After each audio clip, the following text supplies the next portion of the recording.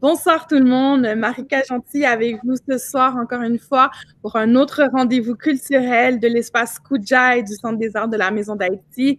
Donc, comme vous savez, en ce temps de confinement, l'art, lui, n'est pas en confinement et nous avons le plaisir d'avoir avec nous Sheran Figaro, qui est chorégraphe et danseuse professionnelle. Bonsoir Sheran.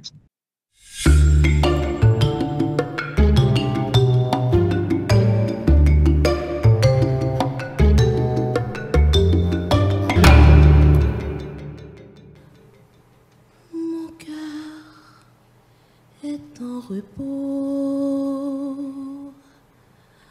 mon âme est en silence. Le bruit lointain du monde expire en arrivant, comme un son éloigné qu'affaiblit la distance. À l'oreille incertaine, apportée par le vent. D'ici je vois la vie à travers un nuage s'évanouir pour moi dans l'ombre du passé. L'amour seul est resté comme une grande image, survit seul au réveil dans un songe effacé.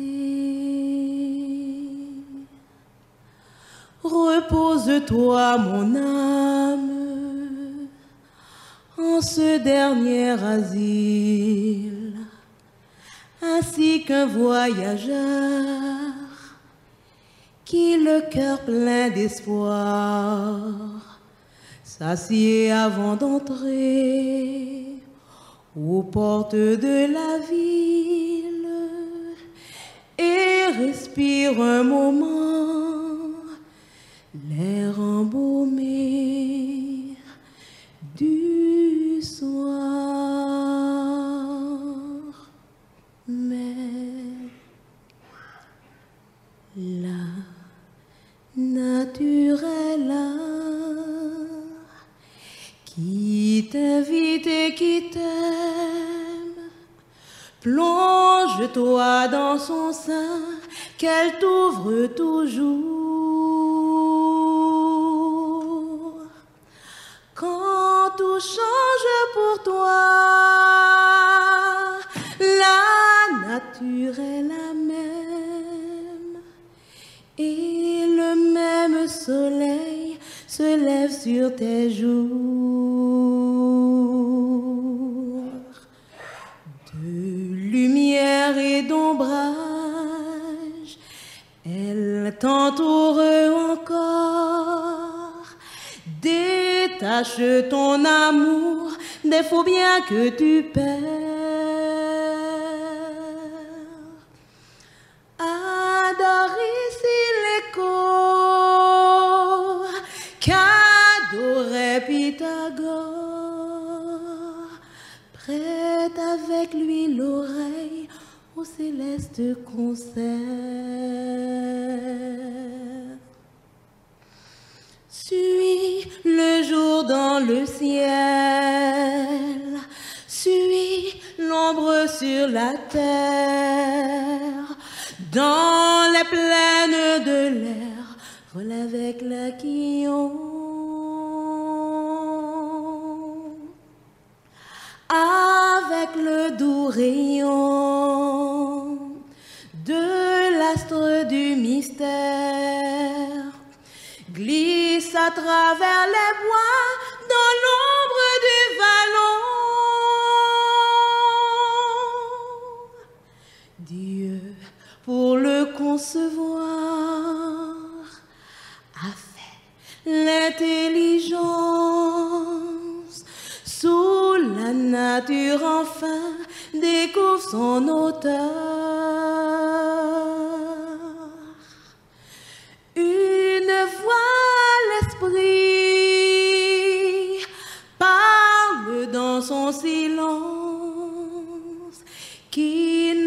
pas entendu cette voix dans son cœur. Dieu, pour le concevoir, l'intelligence, sous la nature enfin, découvre son auteur. Une fois l'esprit parle dans son silence, qui n'a pas entendu cette voix dans son cœur. Une fois l'esprit parle dans son silence, qui n'a pas entendu cette voix dans son cœur, qui n'a pas entendu cette voix dans son cœur. Adore ici l'écho, adore ici l'écho,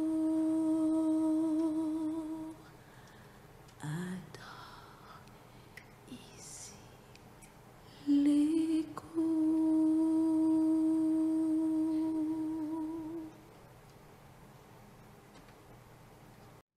Bonsoir Sheran, merci d'être avec nous aujourd'hui. C'est pas tout le monde à la maison qui te connaît, donc j'aimerais que tu nous parles un peu de ton parcours professionnel comme danseuse et chorégraphe. Bonjour Marika, merci de m'avoir ce soir à l'Espace Koudjaï. Ben, pour mon parcours, j'ai commencé à danser à l'âge de 8 ans avec Viviane Gauthier, donc j'apprenais le folklore haïtien.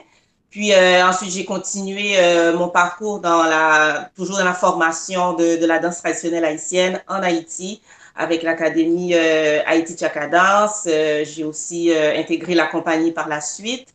Et parallèlement, je faisais aussi mes études en sciences comptables. J'ai fait ma maîtrise en administration des affaires, mais toujours de façon parallèle à la danse. Et donc, quand je suis arrivée ici au Québec, j'ai continué avec la danse. J'ai dû toujours trouver une certaine adaptation entre la danse, la famille, le travail. Et donc, c'est ça. Donc, mon parcours en tant qu'interprète a été quand même, je peux dire, très enrichissant. Et quand j'ai commencé en 2009 à me plonger plus dans la création, donc c'est à ce moment-là que j'ai créé la compagnie Aurédance Création, qu'on a fêté nos 10 ans l'année dernière. Donc, avec cette compagnie-là, je donne de la formation en danse traditionnelle haïtienne et je fais aussi de la création où notre référence au niveau de la gestuelle demeure et le sera toujours, disons, la danse traditionnelle haïtienne, mais nous abordons nos concepts avec un regard très contemporain où on rend accessible la gestuelle, la symbolique à toute personne, même si le public n'est pas familier à l'histoire d'Haïti ou à tout ce qui est comme réalité haïtienne. C'est pas un frein parce que nos sujets sont des sujets d'actualité et universels aussi. Merci, Sheran, de bien te présenter parce que, comme je le disais, c'est pas nécessairement tout le monde qui est familier avec ton travail. Moi, je le suis. Je sais que les gens à la Maison d'Haïti le sont, mais quand même, on ne sait jamais qui nous écoute à la maison. C'est une découverte. Mais oui, en ce temps de confinement, j'ai envie de te poser quelques questions. Donc, d'abord, comment vis-tu ce confinement-là? Ce confinement, Marika, je dirais que je le vis dans l'ouverture et dans l'accueil de ce que ça peut amener.